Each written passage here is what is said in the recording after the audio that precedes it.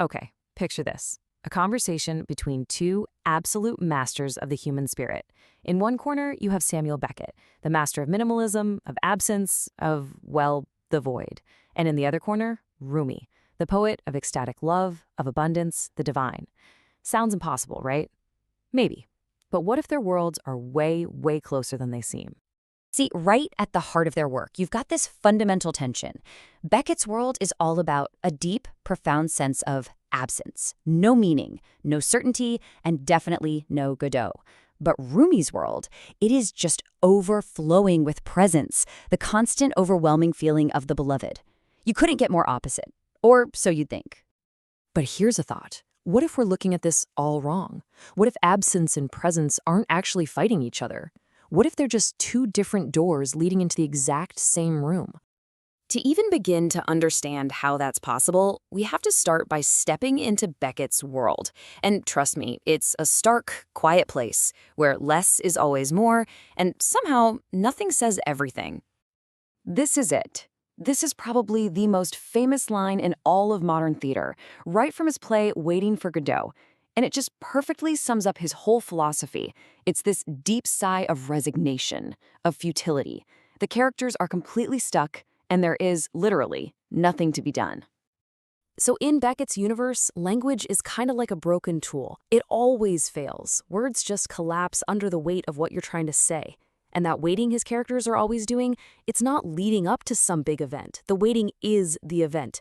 And silence? Oh, it's not peaceful. It's a terrifying, empty void. It's the sound of language finally giving up. Okay, so now let's take a giant leap from that sparse, gray landscape into a world that's just bursting with color and life. Let's talk about Rumi, the 13th century Persian poet whose work is basically a tornado of divine, ecstatic love. And this is where it gets crazy. Rumi takes Beckett's exact phrase and flips it completely on its head. For him, nothing to be done isn't despair at all. It's the ultimate act of surrender and trust. It's like, hey, we don't have to do anything, because the divine, the beloved, is already taking care of the whole shebah. It's amazing, isn't it? Where Beckett sees total failure, Rumi sees this huge opportunity. For Rumi, language isn't a collapse, it's a ladder you can climb to get to the divine. Waiting isn't pointless. It's the highest, most sacred form of prayer. And, this is the big one, silence isn't an empty void. It's a fullness so total, so absolute, that to our little human minds, it just looks empty. So, you see, for Beckett, waiting is just the grim, static, unchanging reality of being alive. But for Rumi, that very same state is an active, sacred prayer. I mean, these are two completely different ways of looking at the exact same human experience. So where on earth is the common ground? Well, this is where it gets really fascinating. The connection between them isn't in what they see, but in what they don't see. Their meeting point is a shared, central, and totally defining absence.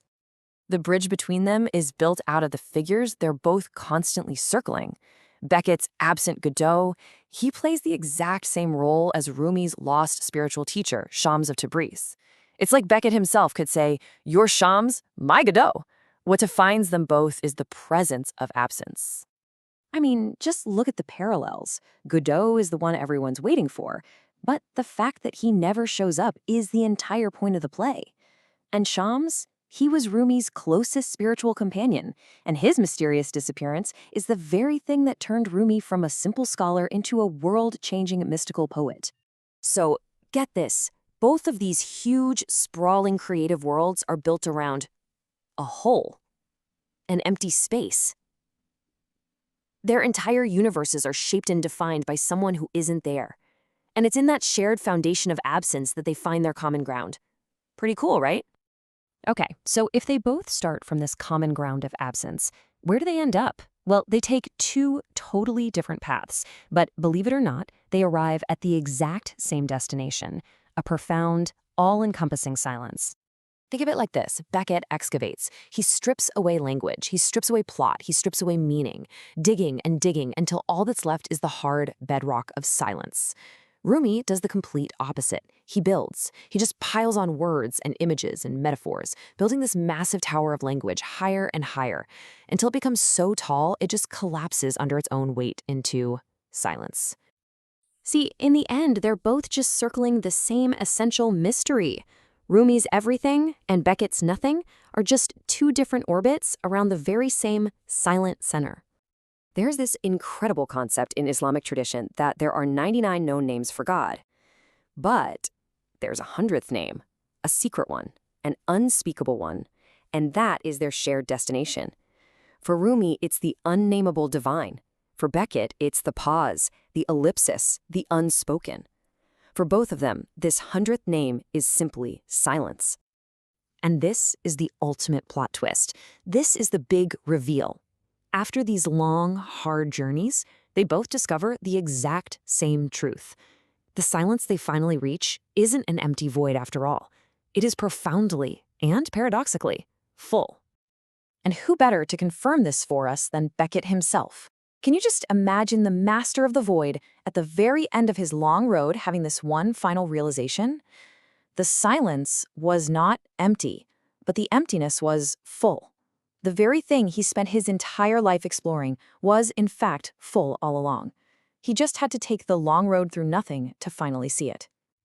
Ultimately, what the paths of Beckett and Rumi suggest is that the void and the beloved might just be two different names for the exact same mystery.